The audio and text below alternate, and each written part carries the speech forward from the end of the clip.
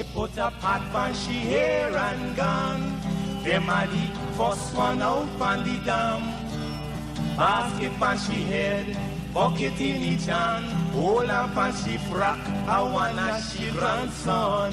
To the market, them a go. For the morning, the day is dawning.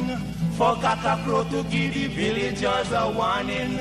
Rise and shine, the birds them a sing. All animal take turn as them join in the waking. Cockacrow, dagabag, donkey, bray, horse, and they even duck a quack. Cockacrow, dagabag, donkey, bray, horse, and they even duck a quack. Come and hear this sweet story that tell the people about life in the country. All day a back down, me now a come home. The naga jackass yard for fetch the load. Cockle shy hand, bag over shoulder, running by his side, a Rexy and Rover. From the farm, them a come. Sun a go down but up the river. Some washing clothes, some folks are bathing at the water. Fisherman, they catch them a bring. From a canoe boat, man, them start offloading. Aymara, Kwakwari, Hail Baka Kuma Kuma, even Lokunani. Aymara, Kwakwari, Hail Baka Kuma Kuma, even Bangameri. Listen to this sweet story that tell the people about life in the country. Them children glad when the weekend come. Out in the yard, them all gather round. Some a play catcher, some making house from straw. Two who come later, a grandma or grandpa. All a sit down just a wait. Moonlight so bright, it's just the right time to listen story or to say a little nursery rhyme. Grandpa voice a echo in the night as he tell some picnic are there with fright. Oh, Ligan, Mungeza, Massa Kurma Nancy, even Watamuma. Oh, Ligan, Mungeza, Massa Kurma Nancy, even Watamuma. Yeah, man, that's the true story that tell the people about life in the country. Yes, family, good night. Welcome to the Figueroa Show right here on 107.1 Benschop Radio. Knowledge is power, so please share the live.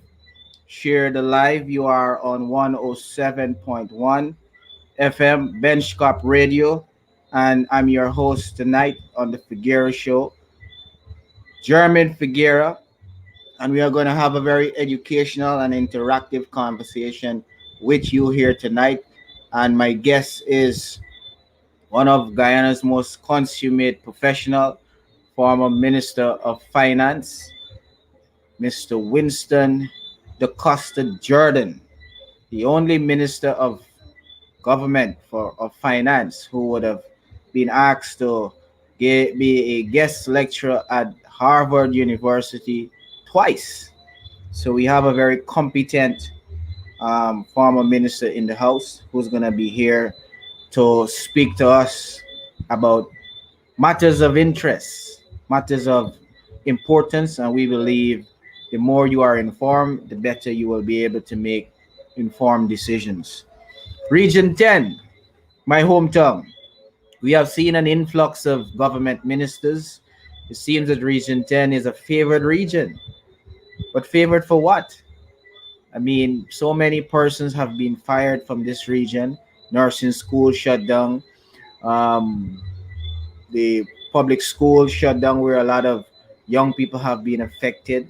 But we have seen a lot of ministers in here, most recently, to make a lot of political speeches before they give the We Care cash grant to the parents, telling them what benefits can be derived from this $19,000 week care cash grant.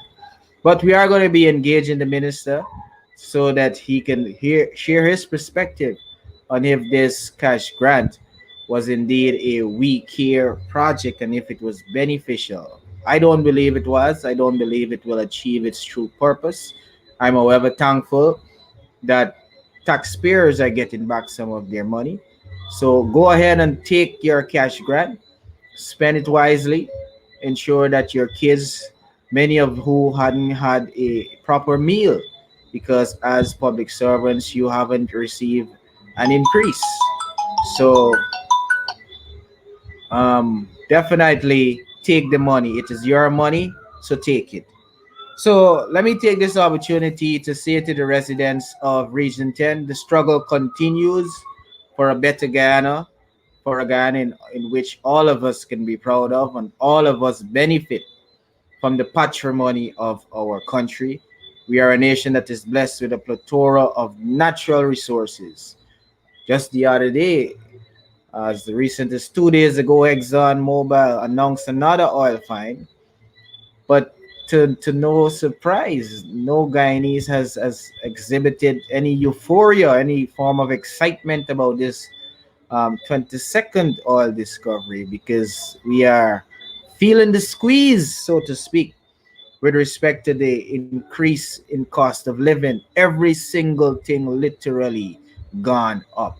Every single thing gone up. So there's no joy in the announcement of what ExxonMobil has announced. Guyanese aren't feeling the benefits of that discovery. We aren't reaping the benefits of our natural resources. Only a handful of people are benefiting. And tonight we are going to engage in a very sensible conversation with the former Minister of Finance, where he's going to bring some of his expertise to the discussion so that more of our people can be informed so that they will be in a better position to make informed decision. Like I said, knowledge is power, people. Knowledge is power. So please share the live. You are on 107.1 FM, Benschop Radio, and you are with your host, German Figuera on the Figuera Show. So please share the live. The more people are informed, the better they will be able to make informed decisions. So we have people all over right now coming in. Wherever you are, just say where you're coming from. We see people from New York. We see people from um, Linden. Linden is in the house. Georgetown. Yes, I see some people from Barbies. Yes, please share the live. Knowledge is power. So let us get right into the conversation with the Honorable Winston DaCosta Jordan, former Minister of Finance. Mr. DaCosta, happy pre-emancipation. Thank you. Happy pre-emancipation. Thank you, Jermaine. Thank you, Jermaine. Good night to your viewers. And let me just use this opportunity to welcome all those on the live and my people in Linden. If they remembered this, their favorite minister, he's still around, and I still have my yes. my honorary citizenship to Linden. Just make a slight correction to the introduction that you made. I had the golden opportunity of going to Harvard University twice. Once in 1990 when I attended the Harvard Institute for International Development, and more recently, 5 years ago in 2016, when I was nominated among a very small select group of rising ministers of finance to attend Harvard for an intensive program.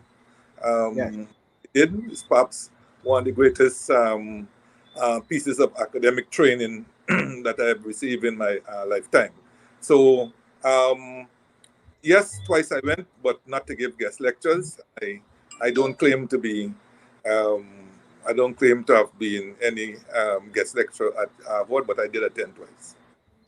So I was misinformed, but partially, but you have attended twice. Twice, yes. So So you are going to give some form of lecturing tonight in the discourse as we try to empower our people. It is emancipation, and you are truly emancipated when you are mentally free. So not only physically free but mentally free, and I think knowledge can play a pivotal role in emancipating us mentally. So knowledge is power, and that is why we are encouraging all who are viewing to share the live, because the more you are informed, the better you will be able to make informed and prudent decisions. So right into the discussion, Mr. Jordan. Now, as early in January 2021, the government deliberately chose to raise the overall public debt ceiling, domestically and externally.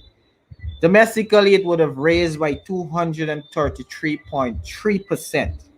That was from $150 billion to $500 billion.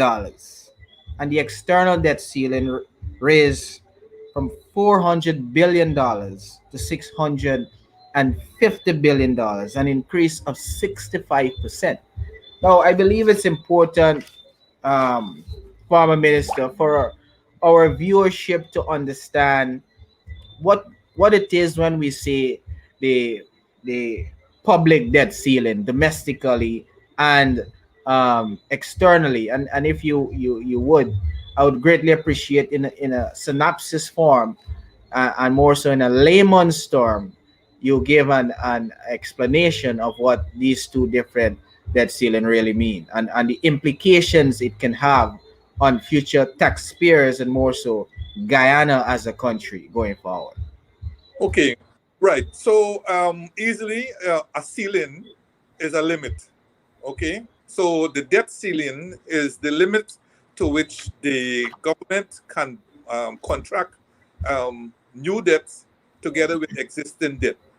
Okay, so raising the debt ceiling suggests that the existing debt stock is at or near that ceiling, and the government intends to borrow in future, and therefore it needs that space within which to conduct the borrowing legally. So both the domestic ceiling and the external ceiling will constitute the public debt ceiling. That is the space within which the government can borrow. Now, the government moved to increase those ceilings in January. If you look back at what the government did when it came into office, by whatever means, in August of 2020, their forced budget contained a deficit that was unheard of in the history of Guyana. If you do remember, that deficit was roughly $90 billion, a deficit in a budget of $90 billion. And that deficit has to be financed. And it has to be financed from borrowing locally and borrowing abroad. Their ability to borrow abroad is severely restricted in terms of our gross domestic product. But they don't have the similar restriction on the domestic borrowing.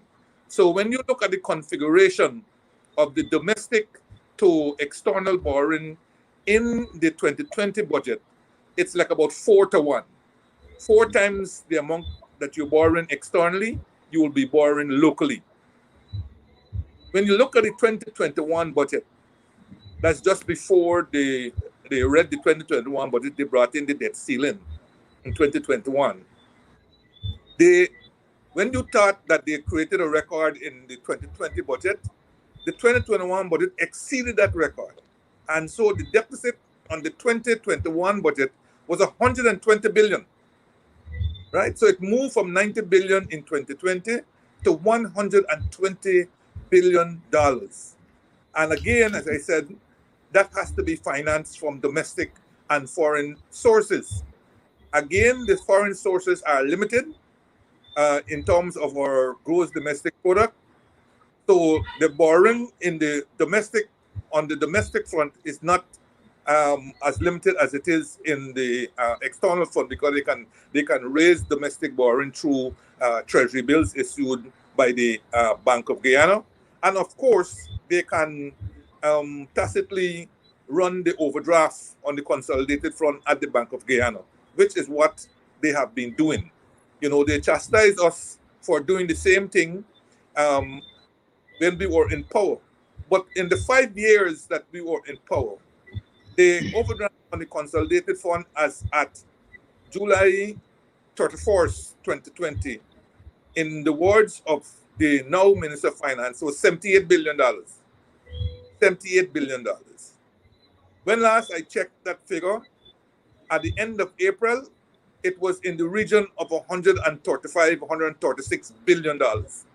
So it had deteriorated from $78 billion in July 2020 to $135 billion by April 2021. And that is a space of about nine months, 9 months or thereabout. It had deteriorated by roughly $57 billion. And the reason why you're having that kind of deterioration, you have to look in terms of the budget that they brought out.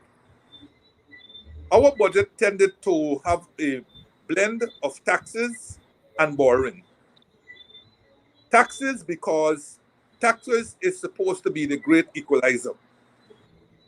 When you tax various forms of income and you broaden the tax base, you allow those who can afford to pay, and those who can't afford to pay, not to pay. At the same time, you use a tax instrument to promote investment in various sectors and so on. When they came in, they destroyed the tax base.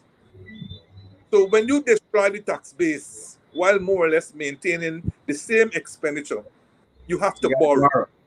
You have to borrow. And that is what they did. That is why you had that ballooning in the deficit in the 2020 budget, because they removed most of the taxes in favor of the private sector. Yes. Okay. In the 2021 budget, not learning their lesson from the 2020, they removed even more taxes in favor of the private sector.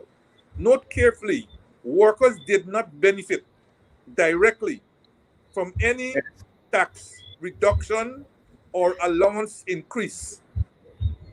They did not. The last benefit that they had is what the coalition government had put in place in terms of tax reduction, income tax reduction, and increases in the income tax allowance. They have not had a single direct benefit under this government. So most of the tax removals, again, were in favor of the private sector in 2021, thus accounting for the massive increase in the deficit in the 2021 budget. So in 2 years, or less than 2 years, because you had spending that was about half year in 2020. But let's say 2 years, because it's a budget for a whole year. So in 2 years, 2020, 2021, the budgeted deficit would have been $210 billion. The budgeted deficit. $210 billion is roughly $1 billion US. And that is equivalent to roughly 3 times the amount that we presently have in the Natural Resource Fund, because there are about $341 million US in the Natural Resource Fund. And so 3 times that will give you just over $1 billion. So you've already... So the amount the question was fund 3 times over. So Chief, we essentially have money sitting in the natural fund, and it is the fund was set up to do developmental works for the country. So the question is, why haven't we revert to using that money for national developmental projects rather than borrowing at the expense of the taxpayers having to work more hard to pay that back? Well, you remember the harping and the carping of particularly the then opposition leader, Bar Jagdeo, that if they were to come to power, they will scrap the Natural Resource Fund and put in one that they like. Okay, you remember that harping and so on. They claim how It had too much power. The minister and nothing else. All they could say is that it had too much power for the minister, as if the minister was a static individual or was a non-changing individual in the context of time and government. All right. So they use that as that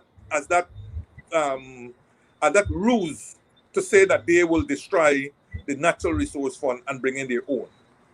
1 year afterwards, they cannot come up with a single amendment. They cannot come up with a single amendment to the natural resource fund. Not a single one.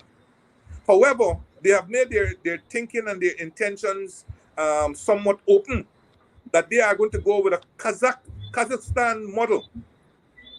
And this Kazakhstan model gives power to the president, the vice president, and the minister of finance. So all our wealth in the natural resource fund account will be managed by this triumvirate of political persons. And they claim how our natural resource fund was too close to the executive. When our natural resource fund was one of the most transparent, accountable funds that they have around the world. To such an extent that our natural resource fund was able to get membership in the International Association of Sovereign Wealth Funds. That is the kind of recognition that has been given to the Natural Resource Fund of Guyana that was passed in 2019. Now, the reason why the government wants to continue borrowing is because it's to get around the stringency of the Natural Resource Fund. The Natural Resource Fund, you have to establish various committees, including a 22-member committee that has oversight of the fund.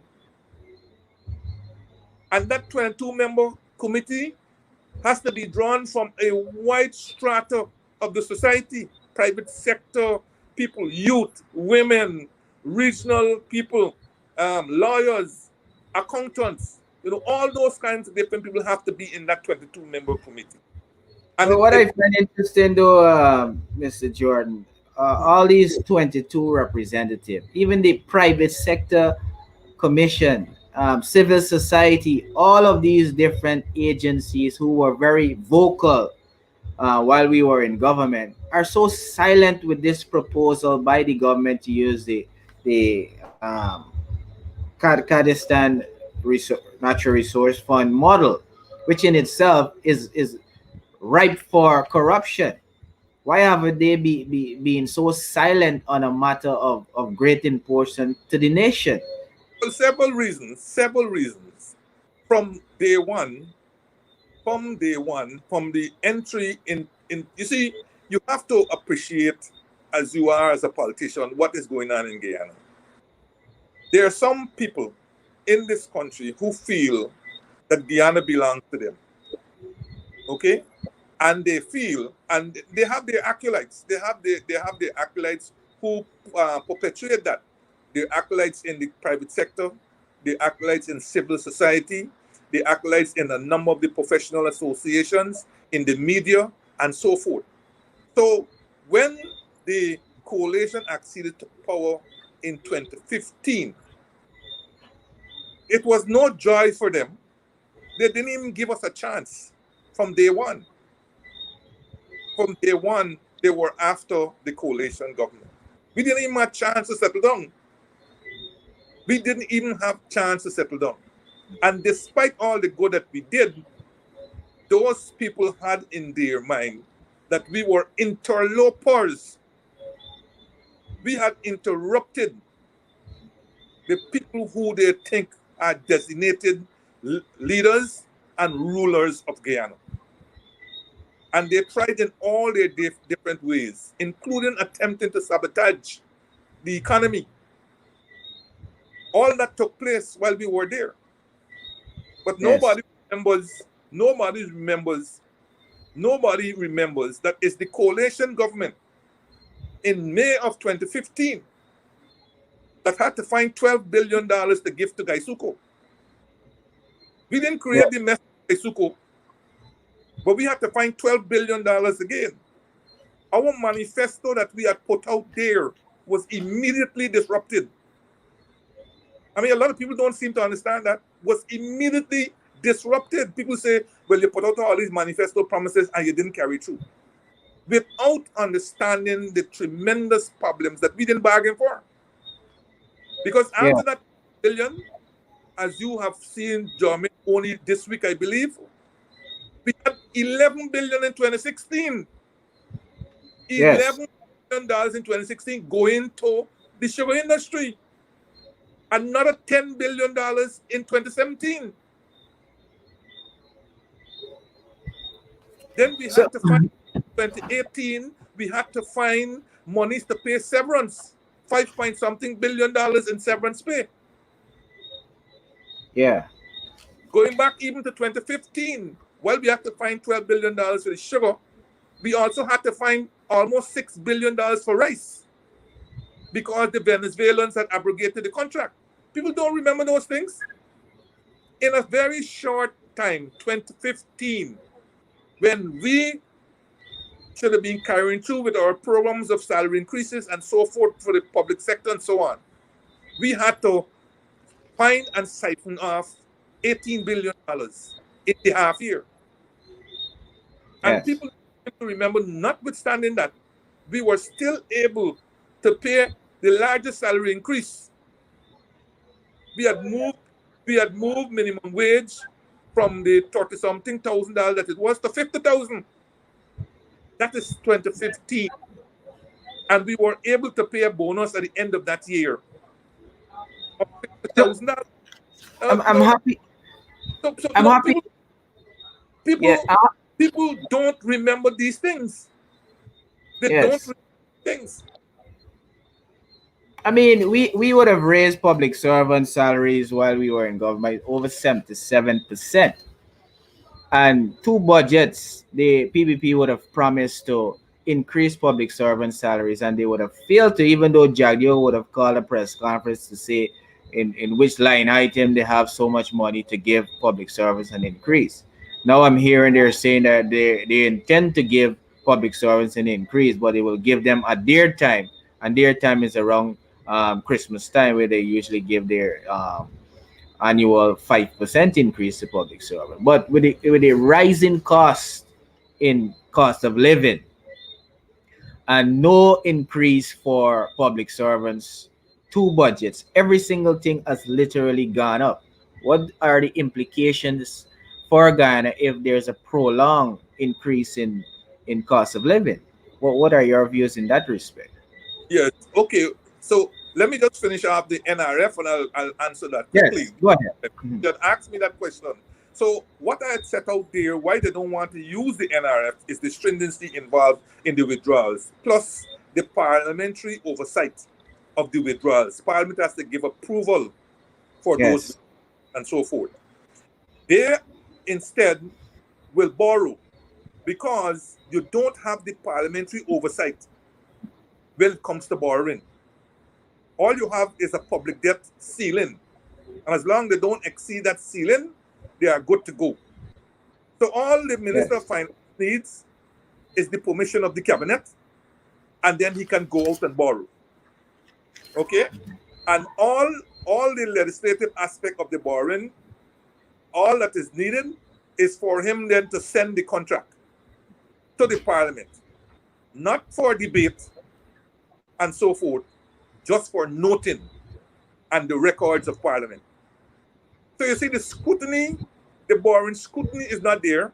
The government can borrow the country into bankruptcy,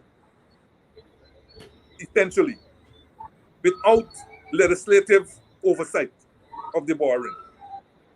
Because they can continue to come back to parliament to raise the limit even more. And it just needs a simple majority to raise that limit. And they could borrow their way into bankruptcy of the country. And parliament has no oversight over the borrowing. So I don't foresee anytime soon the activation of the Natural Resource Fund, because they are not going to subject themselves to the stringency and transparency, notwithstanding all the talk that took place in 2019, notwithstanding all the talk that took place in 2018 about having the fund far away from officials and ministers and all this kind of story. I knew all the time it was talk. But the part of the problem that we have in this country is the partial nature of the society.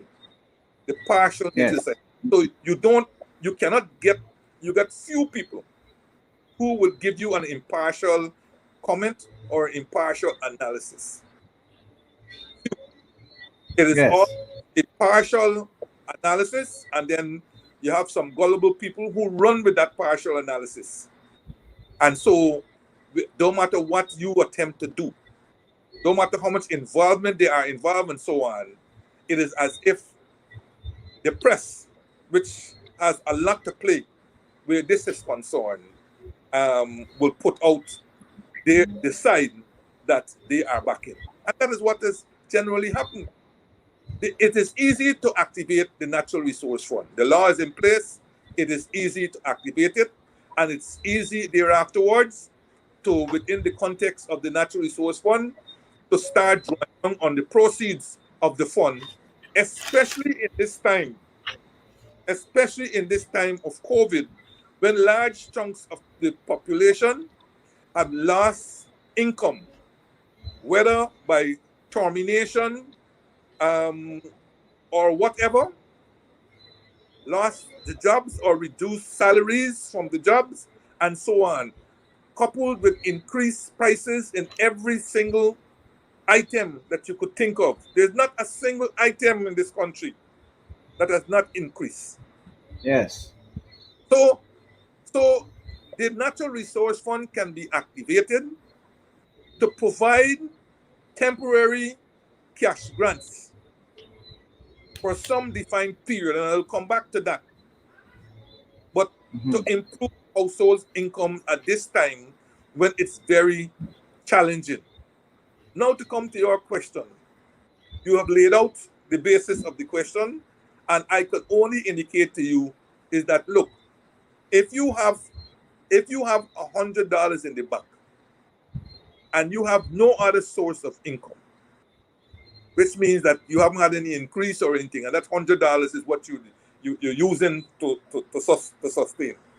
That $100 in January, let us assume, could have bought you 10 loaves of bread. At today's prices, that $100 now could only buy you 4 loaves of bread. But you still have the same number of mouths to feed. So right away, what you think will happen? And that's a simple example. You have issues to do with inadequate meals, issues to do with inadequate nutrition, issues to do with productivity, because inadequate meals, inadequate nutrition means you cannot produce at the optimum level. So you will have work issues at the workplace to do with production and productivity. So you're working, and your labor now, your labor, which is a commodity in the Marxist sense, your labor has now been devalued. Yes. Your labor has now been devalued because the wages that are being paid today are the same wages that were being paid in 2019. And let us say 2019 January, because when we paid salaries in 2019, it was backdated to January of 2019. So effectively, you're earning today, July 2021, the wages that you were earning in January 2019, when prices were at a reasonable level, when inflation was very, very low. Today, you're hearing inflation for the first 6 months of this year could be in the region of 7 to 8%. And that will be, if that is true, that will be the highest inflation we've had maybe in a decade or more. That's to show you Yes. how that and inflation is an index. But individual items in that basket, particularly consumer low-wage items, would have gone up significantly. I was looking at a basket that contains things like balanje, rice, sugar, and so forth. And when you look at a tiny basket that contains just those simple items, you could see the massive increase in prices. Now, you could tell me, well, it's due to flooding, it is due to shipping, it is due to international this, and all these, it is due to supply shocks. All of that is known. All of that is agreed. Yeah. But at the end of the day, the question is, what that got to do with me and my living? You're telling me, you're giving me all the reasons why the prices are where they are today. Gasoline gone up again to $17 a gallon. Right? But that was my next question. Given the rise of fuel, which compounds the ever present position that cost of living is high, it further compounds the cost of living. Yes. So let me just finish this one and go to that one too. So you have a situation now where your 2019 salary in today's prices could only buy roughly maybe 60% of it. What do you need? No, I'm not going to say you don't need a one-off COVID cash grant or you don't need a $19,000. I'm not going to say those things are irrelevant. But what I'm going to say is what you need are, one, a interim salary increase, an interim salary increase pending the beginning and finalization of negotiations with the respective unions. And a good faith increase could be a minimum 5%. A minimum 5% at this time. Then, using resources in the Natural Resource Fund, I estimate roughly 100 million US, maybe 100 to 200 million US. You can use those resources to provide cash grants over a 3 to 6 month period. Over a 3 to 6 month period, and these will be targeted cash grants. I'm not going to pay a cash grant to somebody who's getting $500,000 or $800,000 or $1 million. I'm not going to pay that kind of money to do. I'm talking here targeted cash grant, targeted to those what we call needy, the poor, right? The indigent, the pensioner, those who have lost their jobs, those who have had significant reduction in their incomes, and so forth. Targeted cash grants. And once we do that, the numbers that we are talking about are certainly not going to be the numbers as if you were to give everybody, regardless of your station in life, regardless of your economic circumstance, regardless of your financial circumstance, a cash grant, as they did with the COVID cash grant. That was ill-advised approach, and it was a lazy approach. What you need right now are targeted cash grants, monthly cash grants to those that are in need.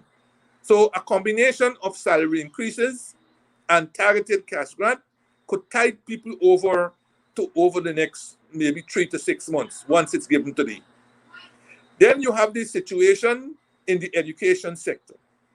Now you're hearing that schools are going to open in September. I don't know where that is going, and I don't see any effort being made that will suggest that schools will be open in September. But let us, for argument's sake, say that were to happen. The very education grant that you claim you just gave out because we care, I am going to bet you that come September, for those who are going to go back to school, they will not be in possession of new uniforms and school boots.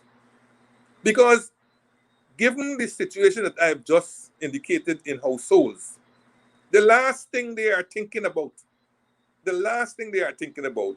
is buying uniform and school boots for something that is likely or unlikely to happen in September.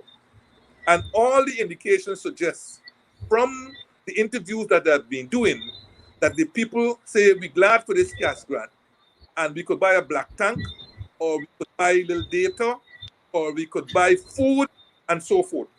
They are thinking things now because things bad, very bad. I saw on a program last night, I think it was, where a man was stealing a Chinese fried rice somewhere in Paris. That's how things bad in Guyana. Bad, bad, bad. And I haven't seen it this bad since the 80-day strike that I grew up with in the 60s, the early 60s. I haven't seen things this bad for people to steal, a bag of fried rice, right? A portion of Chinese fried rice. It is Carpet. And there has been a rise in the sale of dog food. Now, I don't see too many dogs around. So what's the correlation there? There's been a rise in the sale of dog. I see people all over the place selling dog food. They wouldn't do that unless they're making sales. So it appears as if people are buying dog food and eating it. So, yeah. You hear me? Yes, I'm hearing you. Go ahead. Yes, some persons hold the view with the COVID cash grant as well as this week here grant primarily is to cushion the economy and not essentially was more for directly for the people, so to speak, but it was basically to boost the economy of the country because they are aware that people don't have monies to spend. So one questions really if this week here, this recent cash grant of this week here initiative was done primarily to help the kids who are feeling the squeeze of one not having data, not having the devices, and more so not having access to learning online, but So, I more mean, so to I cushion the could, economy. I could tell you right away, Joe, it wasn't. Look, the people are interested, Yeah. as they said, in fulfilling, in ticking off boxes in the manifesto. Okay? So in the manifesto, they said they are going to bring back the We Care grant. Now, this is a manifesto that was probably prepared in 2019, okay, for a 2020 election. And in that manifesto, they said they're going to bring back the We Care grant, and they're going to up it from 10,000 to 15,000. So you bring that now today, when the situation is not normal. You understand what I'm saying? Yeah. So had the situation Mhm. been normal, they would have paid $15,000, coming close to August or so, plus the 4,000. That's what they would have done. Mhm. This is abnormal situation, and they're still paying the same amount and expect to get the same outcomes. That is where I'm suggesting to you that all they're interested in doing is ticking boxes. It's ticking boxes, because if they had really cared and understand the objective situation that we are dealing with, which is COVID, then they could have turned the same We Care grant, even if only for the circumstance of the COVID, to say, well, listen, we are going to give out $50,000 or $100,000. Forget the 4,000 for the time being. We're going to give the 4,000 when we know for sure that school going to come out. But the We Care grant is going to be $100,000. Okay? And it should be targeted to 1, 2, 3, 4. You can't have an education grant. You claiming it's an education grant, and then it's untargeted. That is why you see some people saying we can buy black tank, right? And we can buy data, and we can buy food and so on. It's like another COVID cash grant. because the cash grant, the COVID cash grant, was an untargeted grant. It just give you 25,000 because they say, well, listen, we know your incomes went down or challenge and so on. Take the 25,000, buy whatever you want with it. Now you come with the weak career grant, which you say is an educational grant. But you haven't defined what educational outcomes you want this grant to achieve. You haven't determined what the $15,000 must be spent on, because we know the 4,000 is supposed to be school uniform, but you haven't said what the 15,000 must be spent on. So then you allow the recipients of the grant again to spend it like if it were another COVID cash grant. So the whole thing was ill-conceived. The idea might be good, but the whole implementation and the whole conceptualization and so on are totally ill-conceived. Education grants are very important, especially to poor people, especially to hinterland people, especially to rural people. These grants are extremely important.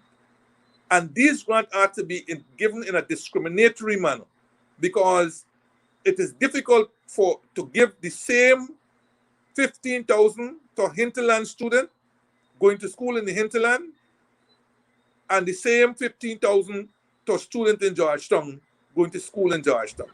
The needs are different, and therefore we must understand the difference between equality and equity.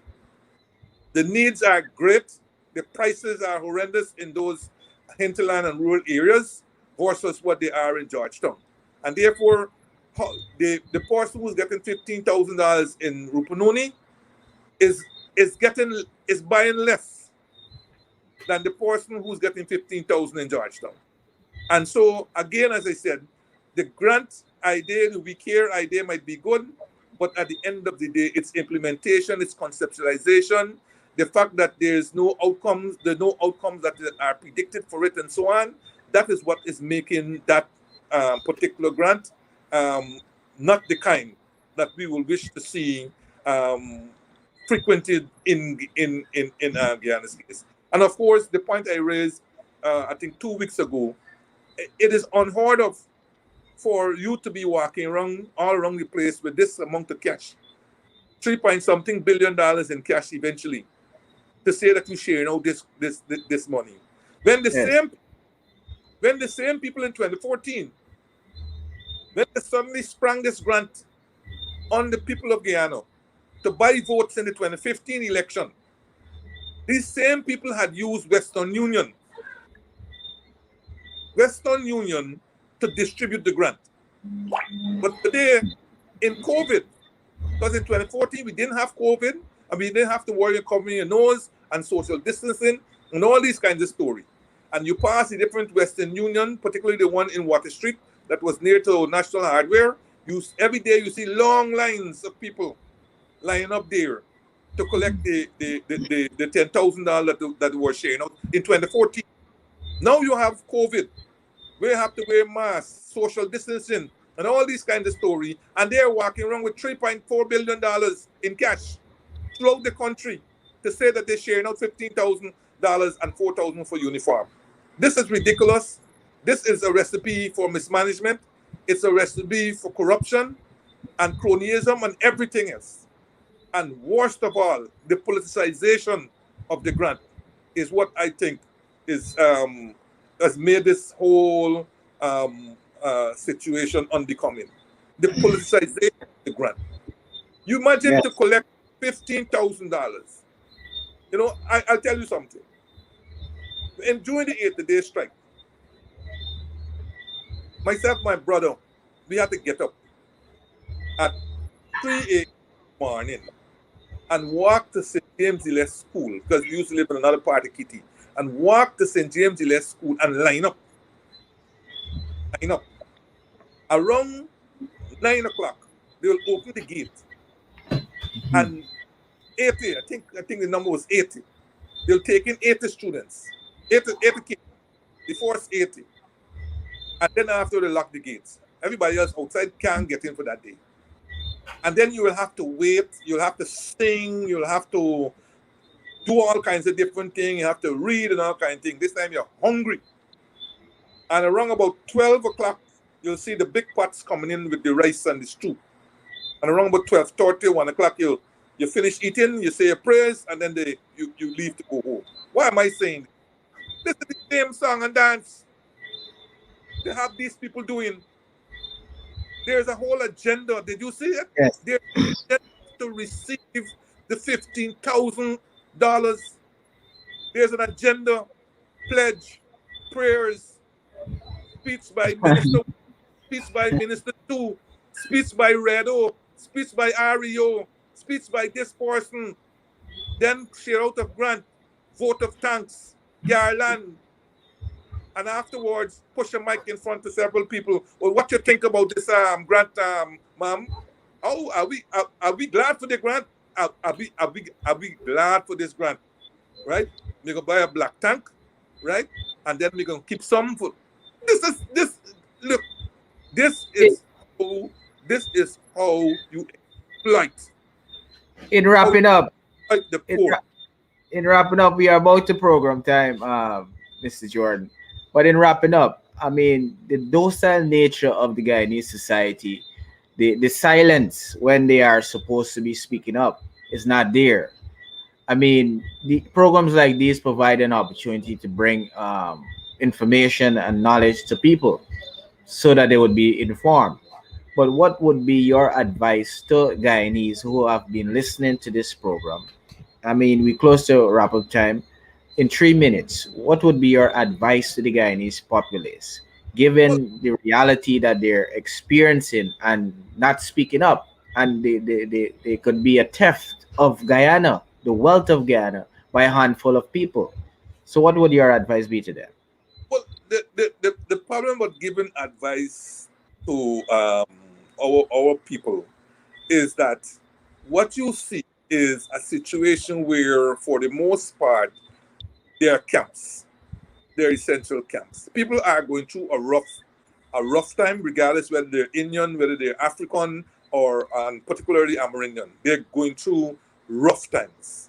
But Yes. the issue of holding one head, that issue becomes a hot potato of trying to get people across the divide to come together and unite for this common cause that is called improvement in our standard of living, improvement in our household income, improvement in the way how we are managing the COVID, and so forth. So it's a very difficult situation. But at the end of the day, all you could call for is unification of the races across the political divide for common things. I'm not talking about unseating the government or any such thing. I'm talking about uniting to force the government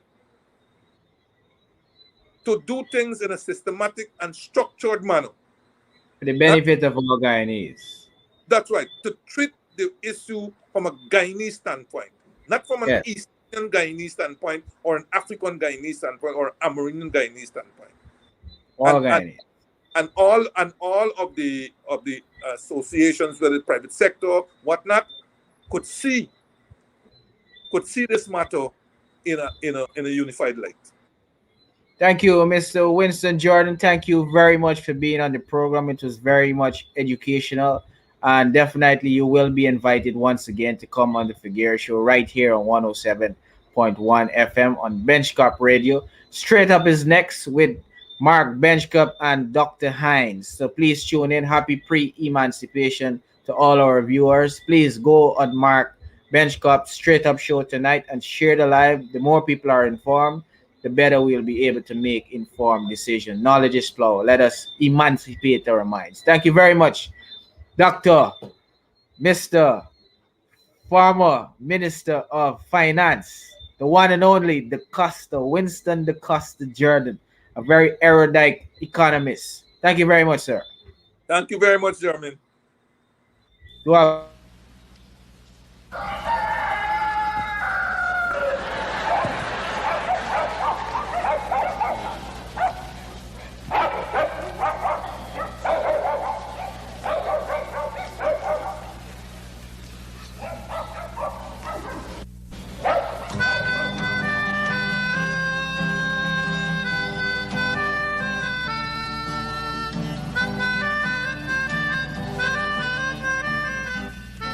She put a pot on she hair and gone. Them a the first one out